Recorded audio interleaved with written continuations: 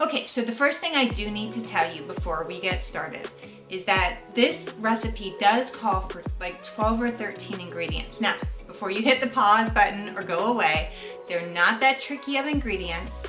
I am making this so that it's very allergy friendly, but I will tell you some alternatives or variations that you can use if you want to make traditional hoisin sauce. And honestly, it's like a 5-minute recipe, so I hope you'll stick around. All right, let's get started.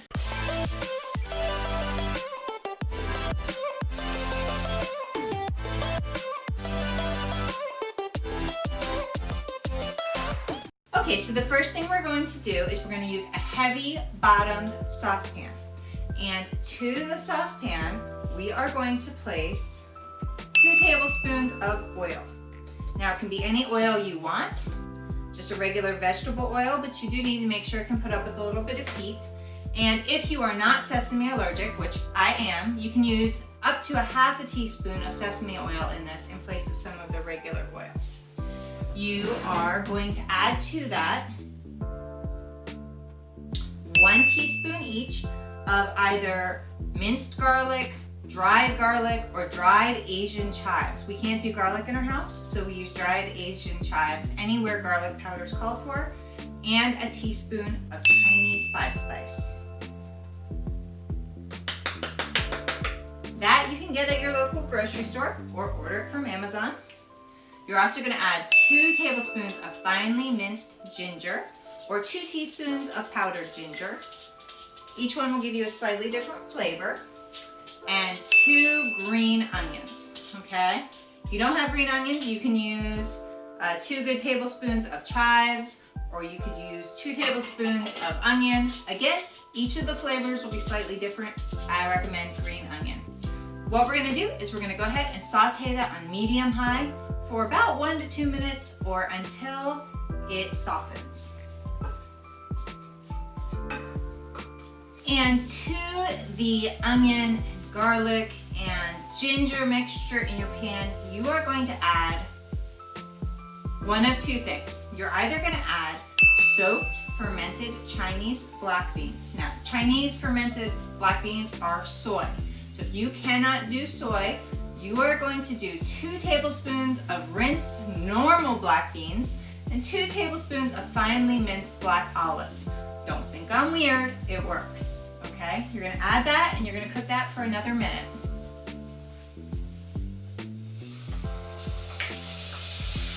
Okay, now your mixture has been cooking for about a minute and it will look kind of dry and tacky. You are going to add to this mixture 3/4 cup of water. It will sizzle. 2 tablespoons of dry sherry, or if you don't do alcohol, you can use white grape juice. 2 tablespoons of rice vinegar. You want to use plain rice vinegar, not the seasoned. 2/3 cup of brown sugar.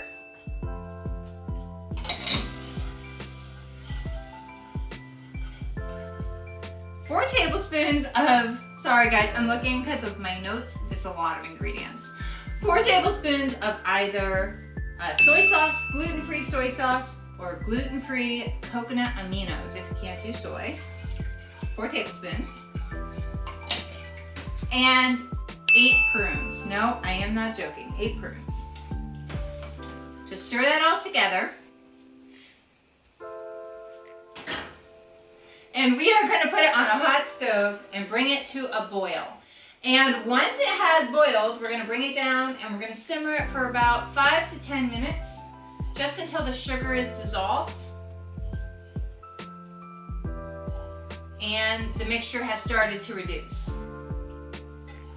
Okay, so at this point, the mixture has been simmering for about 10 minutes, and we are going to remove it from the heat. And we are going to put it into a blender, and we are going to blend it until all the little chunks are smoothed out. Right now, I don't know if you can see, but it basically looks like soup. Okay, there's solid chunks, there's lots of liquid, and And we are just gonna hopefully not spill. Very gently transfer this.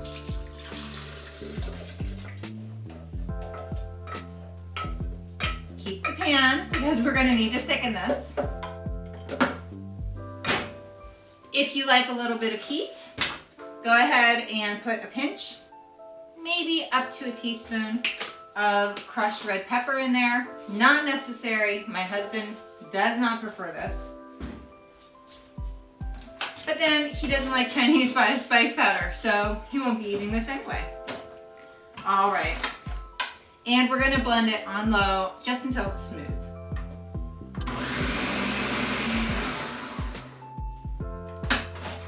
Okay, so at this point, we are going to take the mixture and we are going to put it back in the saucepan. It's still going to be pretty liquidy. It's really a sauce at this point. All right. And we are going to add, now this is where you can get flexible, 1.5 tablespoons of either better batter flour, a good cup for cup flour, any brand will do as long as it's really cup for cup, or about a tablespoon of cornstarch if you can do corn, mixed into about 1/4 cup of water. Should be like a paste. I don't know if you can see this. Looks like a little bit like school glue. And we are going to stir that together, put it back onto the heat, and we are going to cook it for another minute or so, just until it thickens.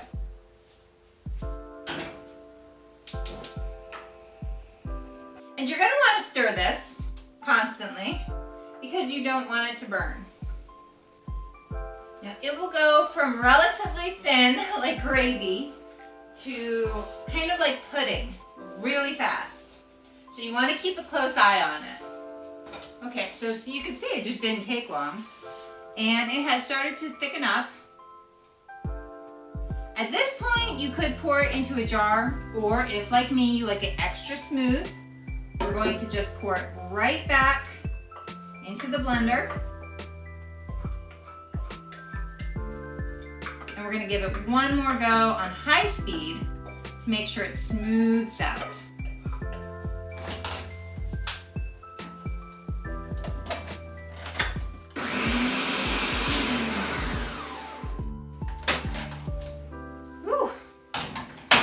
All right, and then what we are going to do is we are going to go ahead and we are going to pour that into a container. It will continue to thicken as it cools. And you can just pop a lid on it and you can store it in your fridge. I guess, I know for at least a week. I don't know how much longer, but it's got a lot of vinegar and sugar in it, so it should be for quite a bit. Usually I tend to use up a lot of it at one go, so honestly, I've never tested how long this would last. If you know, put it in the comments below. Well, that's it. It's really that easy. This is a great recipe. It's easy, it's cheap, and it avoids a lot of allergens. If you liked my recipe and you want to see more, don't forget to hit the subscribe button. I know some of you have been asking for crescent rolls, and we actually, I don't have a video, but we did pop them onto the site. So if you go to betterbatter.org, you can see crescent roll recipes made with both our artisan flour and our original blend. Just hit it in the search bar. And I do what I do for the love of you, but I love a cup of coffee. So if you want to say I love you back, don't forget to buy me a cup. Links in the description below. And I hope to see you next time.